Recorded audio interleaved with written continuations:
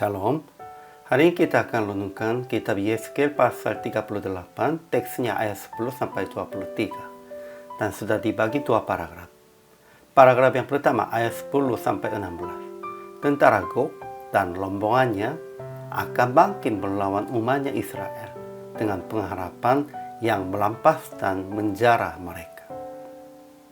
Paragraf yang kedua ayat 17 sampai 23. Tuhan akan menghukum Gog dan tentaranya dan akan menunjukkan kebesarannya dan kekudusannya dan menyatakan dirinya melalui di hadapan bangsa-bangsa supaya mereka mengetahui bahwa Ialah Tuhan.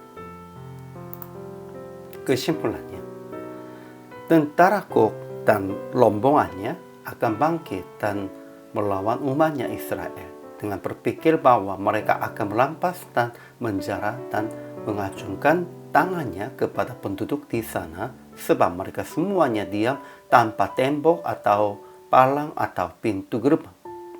Tetapi amarah Tuhan akan timbul dalam murkanya. Pada hari itu akan terjadi gempa bumi. Jadi gunung-gunung akan runtuh, lelang-lelang gunung akan longsor, dan tiap tembok akan roboh ke tanah. Tentara Gog akan memakan yang lain dengan pedangnya. Tuhan akan menghukum mereka dengan sampar, hujan lebat, lambun, api, dan hujan belerang ke atas mereka. Dengan demikian itu, Tuhan menunjukkan kebesarannya dan kekudusannya dan menyatakan dirinya di hadapan bangsa-bangsa. Dan mereka akan mengetahui bahwa Ialah Tuhan. Ajaran tentang Allahnya. Pertama, pada saat Gog bangkit melawan Israel, Tuhan akan membawa mereka untuk melawan tanahnya supaya bangsa-bangsa mengenal Tuhan, supaya menunjukkan kekudusannya di hadapan mereka. Kedua, pada saat Gog datang melawan tanah Israel, amarah Tuhan akan timbul.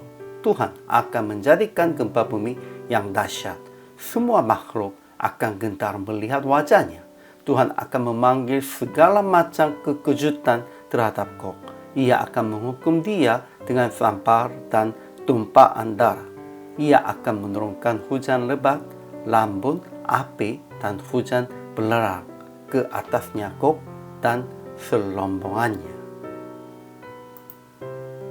Ajaran tentang manusianya. Pertama, tentara Gog dan rombongannya akan bangkit ke melawan umatnya Israel dengan berpikir bahwa mereka akan melampas dan menjara dan mengacungkan tangannya kepada penduduk di sana sebab mereka semuanya diam tanpa tembok atau palang atau pintu gerbang. Tetapi pada waktu datang hukuman Tuhan, pedang seorang yang akan memakan yang lain. Kedua, Sheba, Dedan, Tarsis, dan banyak pembeli pedagang berharap akan tentara Gog melampas dan menjara untuk mengangkut perak dan emas.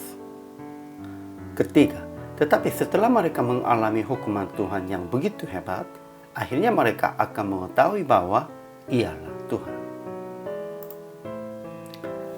Kemudian aplikasi hari ini, pertama, mengetahui bahwa Yesus yang menyelamatkan kita dan Tuhan yang menyertai kita adalah Allah, dan mengaku dengan kesaksian tentang pengetahuan itu. Kedua, usaha akan berdamai dengan sesama dalam kasih Yesus. Jangan menjadi selombongan untuk mencari keuntungannya duniawinya. Kita tidak boleh menjadi selombongan dengan orang-orang duniawi begitu.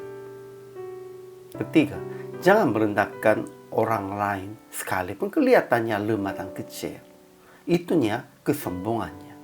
Tetapi ingat bahwa mereka juga termasuk orang yang Tuhan kasihi. Siapapun, sekalipun kecil, sekalipun mereka lemah, sekalipun tidak dihargai oleh orang lain, semuanya termasuknya orang yang Tuhan kasihi. Sehingga kita juga harus menghargai mereka dan mengasihi mereka. Akhirnya PR praktik hari ini, jangan bimbang dan jangan merasa takut di dalam kesulitan dahsyat, gempa bumi, apapun. Percaya dan mengaku kebesarannya dan kemuliaannya, dan usaha akan berdamai sesama yang sedang bertengkar karena hak milik atau bagian pribadi dengan kurangi hak milik Andanya. Hari ini juga selama melayani, Tuhan Yesus memberkati.